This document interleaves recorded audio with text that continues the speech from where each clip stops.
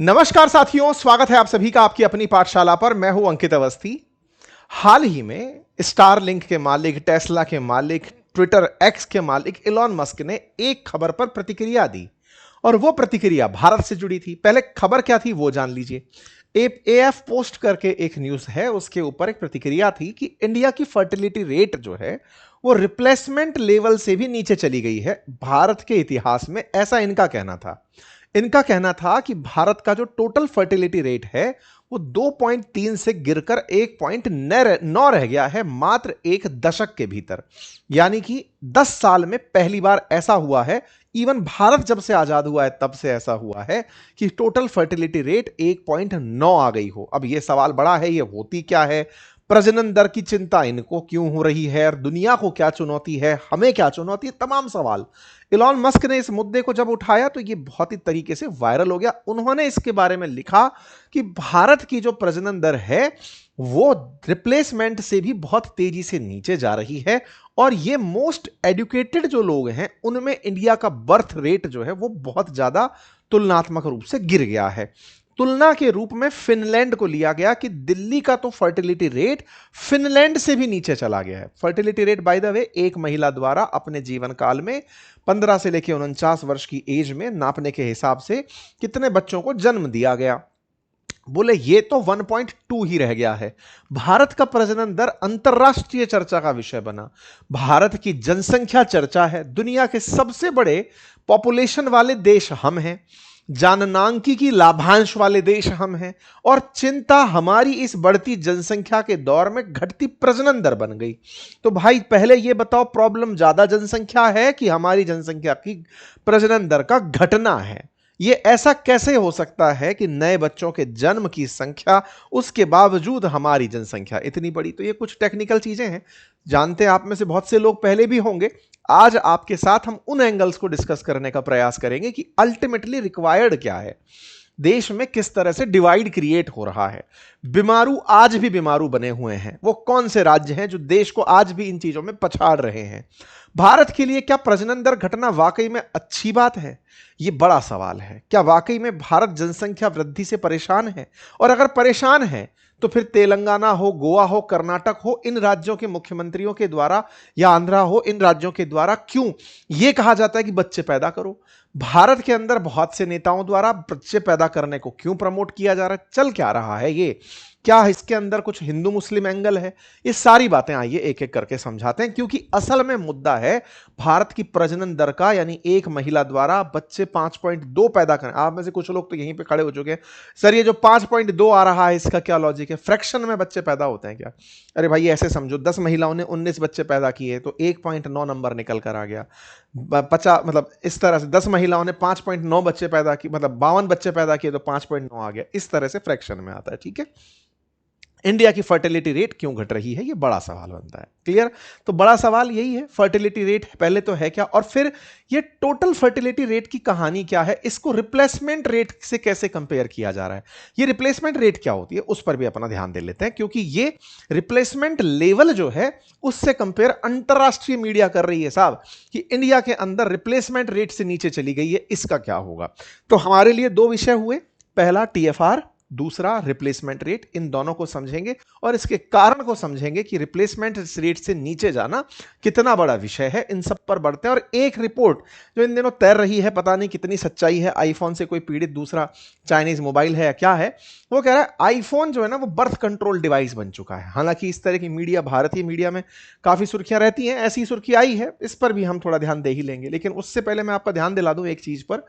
हमने ना अपने दूसरे चैनल अंकित इंस्पायर इंडिया पर मनोज वाजपेयी जी के साथ एक साक्षात्कार किया है, समय मिले तो जरूर देखिएगा। उस साक्षात्कार में हमने बहुत अच्छे इकोनॉमिक्स के विषय डिस्कस किए हैं। एक कलाकार ने हाल ही में भूमिका निभाई है एक फिल्म के अंदर गवर्नर की, उनके साथ उस विषय का डिस्कशन है। गवर्नर राज्यों वाला गवर्नर नहीं, आरबीआई वाला गवर्नर। ठीक है, तो उनके साथ एक बढ़िया साक्षात्कार हुआ है, लिंक उसका मैंने कमेंट बॉक्स में पिन कर दिया है, उसे समय निकालकर सुनिएगा, काफी नॉलेज एनहांसमेंट भी होगा, एक अलग पर्सपेक्टिव है वो भी आपको सुनने को मिलेगा। केवल किसी कलाकार के जीवन से जुड़ी हुई बातें उसमें नहीं पूछी गई हैं, उसमें विषय के साथ चर्चा है। अगर आप उसे देखें तो अपनी प्रतिक्रिया हमें जरूर लिख भेजिएगा, ठीक है।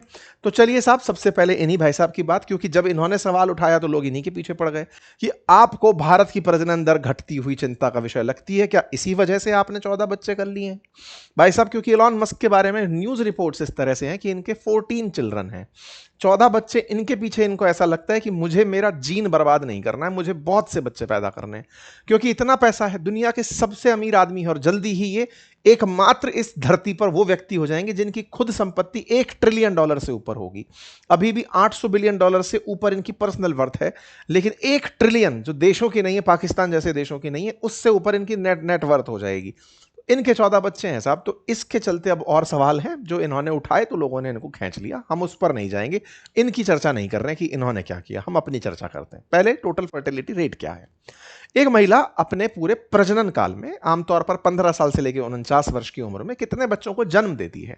अब चूंकि एक महिला पुरुष का जो युगल है वो ही आगे चल के पीढ़ी लेके चल रहा है, तो ऐसे में प्रजनन दर एक कपल से नापी जाती है। महिला के बारे में पढ़ाई जरूर जाती है, लेकिन काउंटिंग कपल के ऊपर होती है। अब कपल से काउंटिंग का मतलब क्या है, अगर आप ये बोल रहे हैं 1.9, मतलब एक महिला के द्वारा 10 महिलाओं द्वारा मान लो 19 बच्चों को जन्म दिया गया, किसी ने हो सकता है 2 को दिया हो, किसी ने 1 को, किसी ने 3 को, तो कॉमन एक आइडिया निकलकर 1.9 का आया।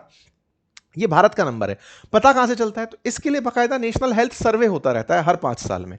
तो अभी क्या हुआ है ना, 3 जून के आसपास की नेशनल हेल्थ सर्वे 2023-24 का आंकड़ा रिलीज हुआ है। तो 2023-24 का आंकड़ा 26 में रिलीज हुआ है, तो उस पर यह मीडिया में प्रतिक्रिया चल रही है। क्या यह पहली बार हुआ है? नहीं, इस पर भी हम इतिहास बताएंगे आपको कि यह कहानी कब कब हुई है। तो फिलहाल के लिए जब युगल की बात की जा रही होती है, तो मान लीजिए कि 2 व्यक्ति हैं, मतलब हस्बैंड वाइफ हैं, उन्होंने बच्चों को जन्म दिया, तो यानी कुल मिलाकर के अगर आप 19 बच्चे की बात कर रहे हैं, तो अब आप ऐसे समझिए कि 20 लोगों ने 19 बच्चे पैदा किए। अगर मैं 1.9 को समझाने के लिए कहूं कि 10 महिलाओं ने 1.9 की प्रजनन दर दी है, इसका मतलब यह हुआ कि 10 महिलाओं से 19 बच्चे पैदा हुए। महिला पुरुष का युगल है, इसका मतलब 20 लोगों के लिए 19 बच्चे हैं। तो 20 के 19 हैं, इसका मतलब क्या हुआ कि कल को ये 20 मर गए, तो इनके मरने के बाद में जितने संसाधन ये 20 यूज कर रहे थे, अब वो 19 लोगों को मिलेंगे। उम्मीद है आप मेरी बात समझ पा रहे हैं। 20 लोगों के लिए थे जो संसाधन, ये घर, ये गाड़ी, ये सब खेत खलिहान सब, ये अब 19 लोगों के बीच में बटेंगे, क्योंकि पहले लोग कम ज्यादा लोग पैदा होते थे, तो संसाधन टुकड़ों में, खेत टुकड़ों में बट जाते थे। अब उल्टा हो रहा है, 20 लोगों का 19 में ही बंटवारा होगा। इसी को ही प्रजनन दर में रिप्लेसमेंट रेट पे नापा जाता है कि भाई 20 को अगर 20 के बीच ही रखना है सामान, मान लीजिए कि इतने संसाधन 20 के 20 में ही रहे, तो कितने बच्चे चाहिए। तो इसके लिए आइडिया है यूएन का कि 21 बच्चे चाहिए 20 लोगों को। 10 महिलाएं अगर 21 बच्चे पैदा कर रही हों, या कहिए कि 20 लोग मिलकर के 21 बच्चे पैदा कर रहे हों, तो जो आज है उतनी ही जनसंख्या बरकरार रह जाएगी। जितने लोगों के बीच आज संसाधन बट रहे हैं, आसान भाषा में, वो 21 बच्चे पैदा होने पर भी फाइनली 20 में ही बटेगी। ये कैलकुलेशन है, इसी को रिप्लेसमेंट रेट कहा जाता है। तो 2 बातें हुई, प्रजनन दर, एक महिला द्वारा कितने बच्चे पैदा किए गए, दूसरा रिप्लेसमेंट दर, यानी जितने हैं उतनों को लिए कितने जरूरी हैं।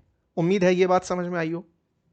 अब जब ये बात समझ में आई तो चिंता क्या है, चिंता ये है कि प्रजनन दर घट रही है तो संसाधनों को कंज्यूम करने वाले लोगों की संख्या घटेगी, यानी कि हमारी आबादी घटेगी। तो आबादी घटना तो अच्छी बात है ना सर, इससे तो हमारी जनसंख्या की रफ्तार कम हो जाएगी, बच्चों की संख्या कम हो जाएगी, लेकिन बुजुर्गों की आबादी बढ़ जाएगी। क्या बात है सर, आप बुजुर्गों के विरोधी हैं? नहीं, अब इसके पीछे का कारण समझिए।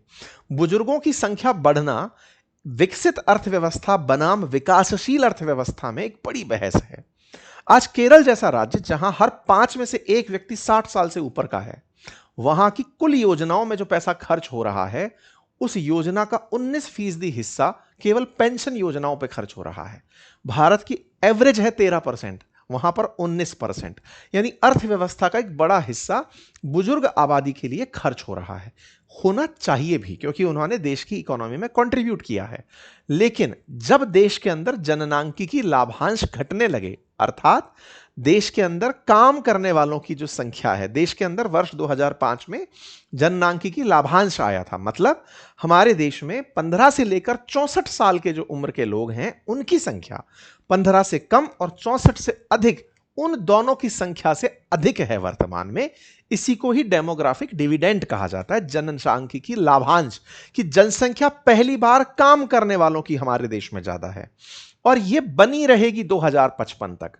ऐसी स्थिति जो 2005 में आई, यही कारण है कि दुनिया भारत की तरफ बड़ी उम्मीदों से देख रहा है कि इनके पास इतने हाथ हैं काम करने के लिए कि यदि ये झंडा उठा लिए तो मजा आ जाएगा। जिन जिन देशों में जनसांख्यिकी लाभांश आया, चाइना में 1980 में आ गया था, हांगकांग जापान जैसी जगहों पर 1960 में आ गया था, उन्होंने धूम मचाई। हमारे पास लेट आया, लेकिन लेट आया तो लंबा चलेगा। दिक्कत यह है कि अगर हम उस दौर तक विकसित अर्थव्यवस्था नहीं बने, कब तक? 2055 तक, 47 तक देश कमिट कर रहा है, प्रधानमंत्री भाषण दे रहे हैं, लेकिन 55 तक अगर आप विकसित नहीं बने तो हमारे ऊपर जननांकिकी लाभांश की सिचुएशन जाने लगेगी इस प्रजनन दर के चलते।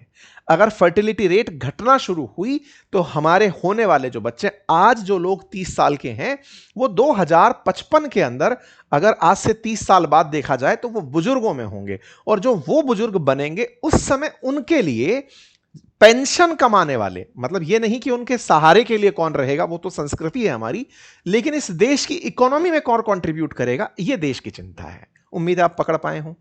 देश की प्रजनन दर को 2.1 होनी चाहिए थी रिप्लेसमेंट के लिए, जितने हैं उतने बने रहे उसके लिए, लेकिन वो 1.9 हुई है। अब इंटरेस्टिंग जो बहस का मुद्दा निकल कर आया वो ये कि ये जो आंकड़ा है ना, ये बड़े ही अजीब तरीके से बटा हुआ है। देश के अंदर ये राज्य, जिन्हें आप उत्तर भारत के, मध्य भारत के राज्य कहते हैं, जिनमें बिहार, झारखंड, उत्तर प्रदेश, मध्य प्रदेश, राजस्थान शामिल है, यहां पर अभी भी रिप्लेसमेंट रेट से ज्यादा का प्रजनन दर है। वहीं भारत के अन्य राज्य, फिर चाहे पंजाब हो, Himachal Pradesh, Delhi, Assam, Orissa, West Bengal, including West Bengal, Karnataka, Kerala, Maharashtra, इन सब के अंदर प्रजनन दर रिप्लेसमेंट से नीचे है। एक और डिवाइड अगर आप देखें तो उत्तर बनाम दक्षिण की भी यहां पर संघर्ष दिखाई पड़ती है। उत्तर बनाम दक्षिण का संघर्ष दिखाई पड़ता है का क्या मतलब है कि ये वो वाले क्षेत्र हैं जहां उत्तर में जनसंख्या बढ़ाने वाले लोग अभी भी हैं, दक्षिण में जनसंख्या तुलनात्मक रूप से कम हो रही है।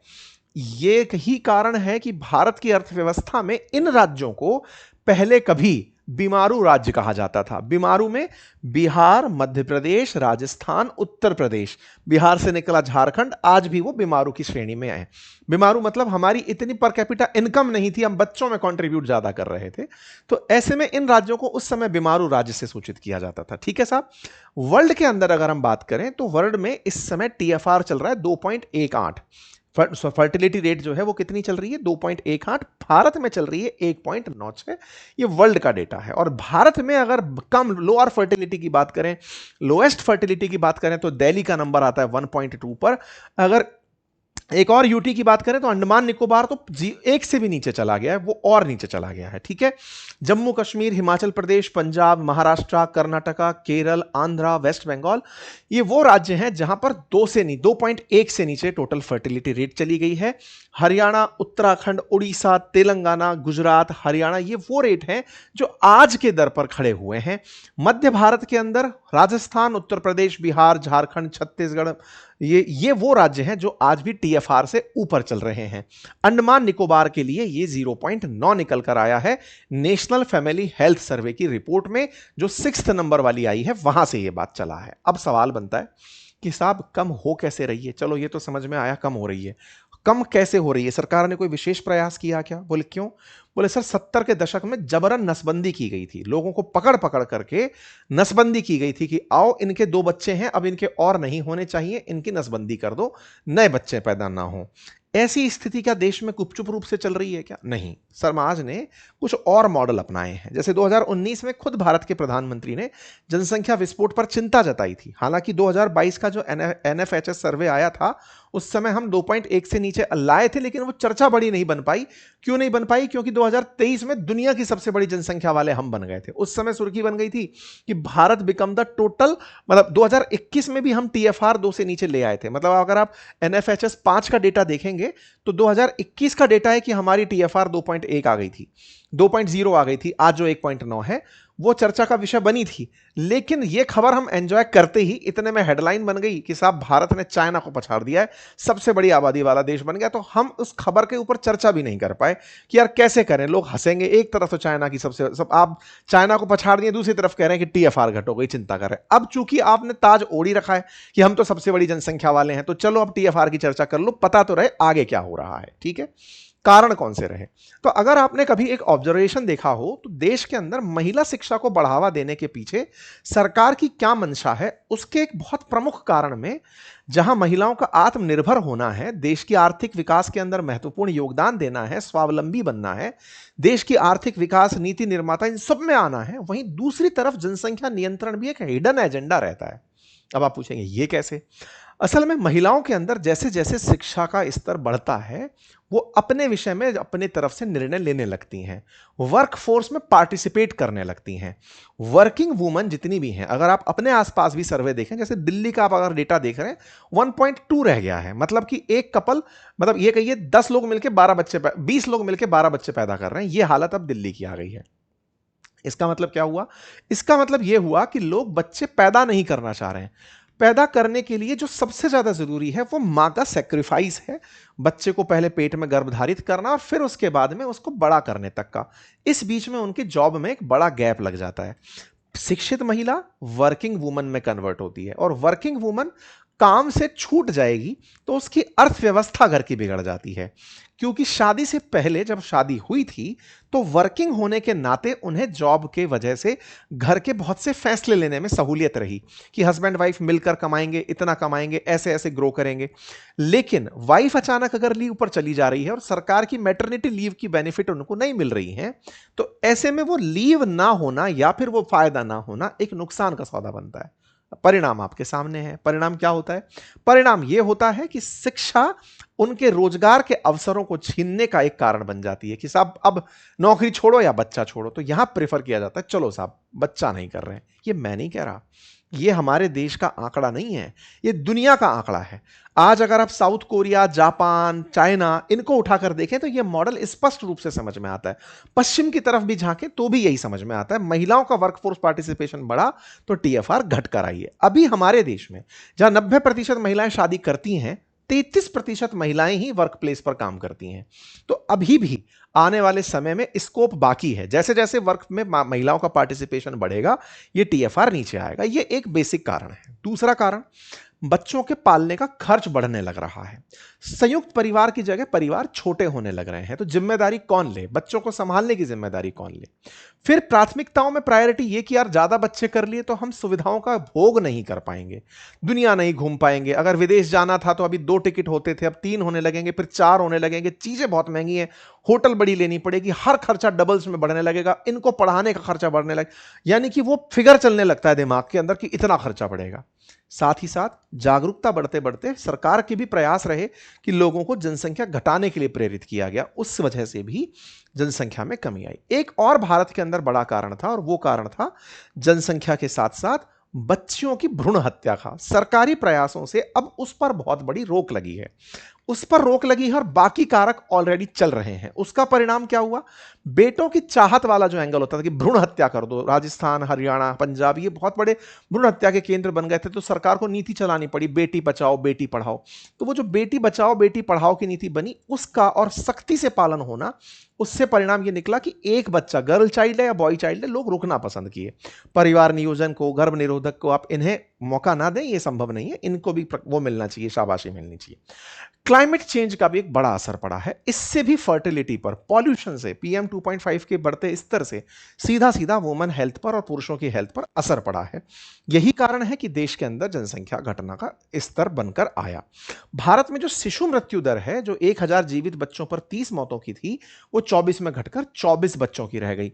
मृत्यु दर का घटना हुआ, ये सारे के सारे वो फिगर्स बनकर आए जिन्होंने बच्चों की जीजीविषा। पहले हमारे देश में बच्चे इसलिए भी पैदा कर लिए जाते थे कि इनमें से कई बच्चे बड़े होते होते मर जाएंगे। जैसे 60 के दशक में एक महिला 5 से 6 बच्चों को औसत जन्म देती थी। आप में से भी बहुत सारे ऐसे श्रोता होंगे जिनके परिवारों में, परदादा, दादा, नाना, नानियों में ये सुनने को मिलेगा कि इतने बच्चे थे। पापा मम्मी भाई बहन कितने थे पूछोगे तो पता चलेगा ये तो बहुत सारे थे। कारण उस समय ये जो मृत्यु दर थी ना, 1,000 में से कितने मरे, ये नंबर बहुत ऊपर था। बड़ी संख्या में लोग, कोई आपदा आई, कोई बीमारी आई, एक बार में लोग मर गए, ऐसी स्थिति अब नहीं होती या बहुत कम स्तर पर होती है। तो ये बढ़ने लगा है। साथ ही साथ इलेक्ट्रॉनिक गैजेट्स की वजह से जहां लोग सोशलाइज करना कम हो गए हैं, इंटरनेट की वजह से जहां एक और दिमाग में तमाम प्रकार की गंद बस गई हैं, ये भी सामाजिक कारणों में घुस गए हैं। एप्पल आईफोन का भी जो न्यूज़ चल रहा था, उसके पीछे का तर्क भी यही था कि लोग सामाजिक नहीं बचे, लोग मोबाइल में घुसे रह गए, मिलेंगे नहीं, परिवार को टाइम नहीं देंगे, तो परिवार के बारे में बातें कैसे होंगी, ये सब बातें भी फिलहाल की सुर्खियों में चल रही हैं। ठीक है साहब, ये चर्चाएं हुई। अब सवाल बनता है कि क्या होगा अगर वाकई में ये घटता चला गया। तो देखिए साहब, जहां 2005 में हमने आपसे कहा कि 15 से 64 साल के जो भारत के लोग हैं, उनकी संख्या बढ़ी थी, बुजुर्गों की तुलना में अधिक हो गई थी, बच्चों और बुजुर्गों की संख्या में अधिक हो गई थी, और वो 2055 तक रहेगी। लेकिन जैसा मैंने शुरुआत में कहा, यह बात जापान, सिंगापुर, चाइना, इनके साथ हो चुकी है। जननांकिकी लाभांश यानी 15 से 65-64 साल के जो लोग काम करने वाले हैं, उनकी संख्या का घटना आने वाले 55 में चुनौती रहेगा, अगर विकसित भारत नहीं बना तो। अगर विकसित भारत नहीं बना तो बुजुर्गों की आबादी बहुत हो जाएगी, जो आज जवान हैं वो बुजुर्ग होंगे, वर्किंग लोग नहीं होंगे, तो देश के संसाधनों का वहां असर होने लगेगा। जहां सकारात्मक असर है कि जनसंख्या घटेगी, तो निश्चित ही संसाधन का इस्तेमाल ज्यादा होगा, बच्चों के ऊपर अटेंशन ज्यादा होगा। लेकिन चुनौतियां ये हैं कि कामकाजी आबादी की वृद्धि भी रुक जाएगी। इससे बुजुर्ग आबादी में बढ़ोतरी होना, परिवारों की संरचना में बदलना, इवन इंटरनल पलायन जो होंगे वो बढ़ने लगेंगे, राजनीति पर भी कई असर होंगे। ये सब चीजें आपको देखने को मिलेंगी। ठीक है साहब, अब सबसे बड़ी बात क्या है कि हमारे देश के अंदर इन्हीं चीजों को देखते हुए एक और डिवाइड निकल कर आता है, और वो क्या, उत्तर बनाम दक्षिण की राजनीति। क्योंकि भारत सरकार ने हाल ही में जब परिसीमन करने की बात करी थी, महिलाओं के आरक्षण बिल के साथ यह तय हुआ कि भारत के अंदर लोकसभा में सीटें बढ़ा दी जाएं, तो लोकसभा में सीट वृद्धि के लिए जो प्रयास हो रहे थे, उसमें दिक्कत क्या आ रही थी कि दक्षिण के राज्य कह रहे थे कि साहब हमारा रिप्रेजेंटेशन ही नहीं है, हमारी जनसंख्या कम है, तो हमें लोकसभा में सीट कम मिलेंगी। तो ऐसे में अब चूंकि देश की सिंगल संसद में आपको पार्टिसिपेट करना है और वो आबादी के आधार पर मिल रहा है, तो ऐसे में राजनीति शुरू हो जाती है, और राजनीति दक्षिण और उत्तर की शुरू होती है, हिंदू मुस्लिम की शुरू होती है कि जहां जिनकी आबादी ज्यादा है वो ज्यादा सीटें ले जाएंगे। इसी कारण से हमारे देश के अंदर प्रजनन दर के चलते राजनीति का भी आपको सुनने को मिलता है। जैसे आंध्र सरकार ने हाल ही में कहा है, बच्चे होने पर, तीसरा बच्चा होने पर 30,000 रुपए, चौथा बच्चे होने पर 40,000 रुपए की आर्थिक सहायता दी जाएगी। सोचिए, जैसे आंध्रा में प्रजनन दर 1.4 होगी, क्योंकि दक्षिण का राज्य है। ऐसे तो फिर राज्य की बात रखने वाला केंद्र में कोई होगा नहीं, क्योंकि जनसंख्या के आधार पर रिप्रेजेंटेशन मिल रहा है। आंध्रा के सीएम ने यह अनाउंस किया। इवन गोवा, कर्नाटका, तेलंगाना, इन्होंने तो आईवीएफ में, इवन सरकारी अस्पतालों में आईवीएफ फ्री ऑफ कॉस्ट करवाई जा रही है कि सुनो जनसंख्या कम हो जाएगी। गोवा ने तो पहली बार ऐसा राज्य बना जहां सरकारी अस्पताल में आईवीएफ फ्री कर दिया कि भैया सुनो जनसंख्या बढ़नी चाहिए। कर्नाटका के अंदर भी सेम यही government funded IVF unit hospital में ओपन कर दी गई है ताकि जनसंख्या बढ़ सके, यानी कि कोई दिक्कत फाइनेंशियली ना आए। लेकिन क्या वाकई में बच्चा पैदा करने में ही पैसा लग रहा है, या परवरिश में, या उसके आगे बढ़ने में पैसा नहीं लग रहा है? क्या केवल यह बात एक राजनीतिक मुद्दा है? क्या परवरिश के अंदर जो खर्च होने वाले हैं, इवन सबसे बड़ा मुद्दा रोजगार है, क्या वो रोजगार एक बड़ा मुद्दा नहीं? ये चुनौतियां हमारे देश के अंदर चर्चा का विषय बनी रहेंगी। जहां तक बात हो भारत की, तो एशिया के उन देशों में भारत शुमार है जिसकी 2 से नीचे प्रजनन दर है। दुनिया के विकसित देशों में अगर हम बात करें, तो यूएस जहां 1.62 के साथ खड़ा है, भारत 1.94 के साथ आ गया है। चाइना 1.02 के साथ है, इंडोनेशिया 2.1 के साथ है। जहां तक बात है पाकिस्तान की, वो 3.5 के साथ मोर्चा साधे हुए है। ठीक है, अब समाधान क्या है कि साहब प्रजनन दर संतुलित रहना, क्योंकि जितनी है टीएफआर तो मेंटेन हो, उसके लिए क्या करें? तो जहां एक और निश्चित ही इस बात पर ध्यान हो कि भाई आपके पास टीएफआर मेंटेन करनी है, तो इतना बच्चा चाहिए, तो उसके सरकारी प्रयास हैं। लेकिन जहां एक और बहुत ज्यादा डिवाइड क्रिएट हो गया है, असहज रूप से जनसंख्या कम हो रही है, तो सरकारों को चिंता करने की आवश्यकता है, और जहां पर अत्यधिक बढ़ रही है वहां नियंत्रण की आवश्यकता है। यानी कि अब इसे ऑब्जेक्टिवली देखने की जरूरत है, रादर देन पूरी तरह उठा के भारत को ट्रीट करने की। बाकी आप लोग इस विषय पर क्या सोचते हैं, अपनी राय जरूर कमेंट बॉक्स में दें। चैनल पर नए हैं तो सब्सक्राइब कर लें। बाकी हाँ, ये वाला सेशन समय निकालकर जरूर सुने, इसका लिंक मैंने कमेंट बॉक्स में पिन कर दिया है। मनोज वाजपेयी जी के साथ वार्ता है, बड़ा इकोनॉमिक्स की चर्चा हुई है, इसलिए मैं बोल रहा हूँ, देखिएगा। धन्यवाद।